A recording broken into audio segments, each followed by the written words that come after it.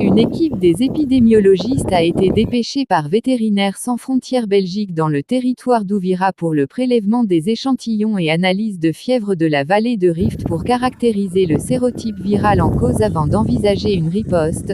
Cette mission survient après 2 cas d'alerte de l'inspecteur territorial du dit territoire Monsieur Eli Kidjanda Loulégué datant de fin mai au début juin 2022. Cette activité intervient dans le cadre du projet Picagel dans son objectif d'intervenir en cas d'urgence déclarée. Au lieu d'attendre le pire, VSF a proposé à la coordination provinciale du Sud Kivu une stratégie, orientation en associant l'inspection de pêche et élevage pour voir comment éviter la catastrophe. Pour rappel, la fièvre de la vallée du Rift est une zoonose, c'est-à-dire que c'est une maladie provenant de l'animal capable de contaminer l'homme. La mission est conduite à Ouvira par le chef de division de pêche et élevage Dr Vincent Mouigirwa Sangwa, Madame Dr Ndafa chargée de l'épidémiosurveillance au Sud Kivu, un délégué du commissaire provincial de la police nationale congolaise, des experts du laboratoire vétérinaire de Goma, des vétérinaires du secteur public, privé et membres du réseau de santé animale du territoire d'Ouvira. Arrivé avec son équipe sur terrain, l'inspecteur provincial de pêche et élevage donne le contenu de sa mission. Nous avions suivi qu'il y a une maladie qui a été déclarée dans un des pays des Grands Lacs. Alors on s'est dit, est-ce que la maladie n'est pas encore arrivée chez nous? Comment protéger nos bétails? Alors nous avons pensé d'abord aux investigations. C'est une rumeur qui s'est répandue entre Luvungi et Kamanyola. On a vu des malades dans les cadres qui présentaient des signes semblables à la fièvre de la vallée des Rift. Nous sommes arrivés ici, d'abord procéder à l'investigation. Il y a maintenant dans notre équipe une autre équipe composée de laborantés qui sont venus aussi pour faire le prélèvement des échantillons que nous allons envoyer au laboratoire pour confirmer la maladie et prendre des mesures, proposer des mesures à l'autorité provinciale. Quant à la présence de cette grande équipe d'experts multisectoriels, l'inspecteur provincial de pêche et élevage explique. Ici, c'est dans le cadre d'une santé constituée par 3 piliers.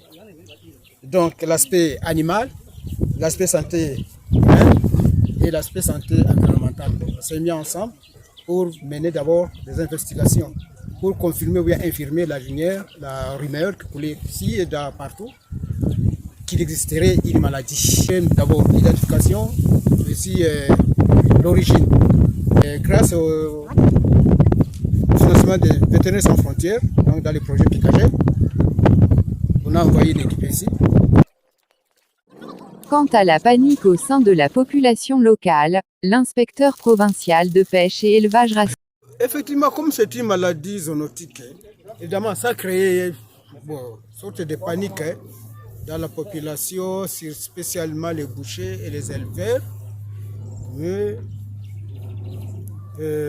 la population leur demanda qu'ils attendent à ce que nous puissions terminer d'abord l'investigation et les examens au labo pour se prononcer là-dessus. Quant à la consommation de la viande et du lait, l'inspecteur provincial de pêche et élevage du Sud Kivu se réserve de préciser. Là, nous réservons beaucoup. Nous attendons les résultats de ce que nous sommes en train de faire. Fièvre de la vallée du Rift est une fièvre hémorragique virale aiguë qui est le plus souvent observée chez les animaux domestiqués, comme les bovins, les bisons, les moutons, les chameaux qui peut aussi provoquer des maladies chez l'homme. Dans la majorité des cas, l'infection chez l'homme résulte d'un contact avec du sang ou des organes d'animaux contaminés et également à la suite de piqûres de moustiques. Avec les affiches, l'équipe procédait à la sensibilisation sur les manifestations de la maladie à l'homme et chez l'animal, aux conduites à tenir vis-à-vis d'un cas déclaré de la fièvre de la vallée du Rift mais aussi des mesures prophylactiques prévues par les autorités provinciales entre autres l'interdiction d'importation des animaux et produits animaux dont le lait depuis le Burundi, la dénonciation de tout cas frauduleux d'animaux ou produits suspects importés frauduleusement à la police locale ou au vétérinaire local, rappelant les dégâts de la maladie aux animaux et le danger à l'homme. L'inspecteur a instruit partout où il passait les acteurs de l'élevage à vulgariser ces informations contenues sur les affiches aux particuliers pour juguler la propagation de la maladie en attendant les résultats de laboratoire qui permettront d'organiser la vaccination.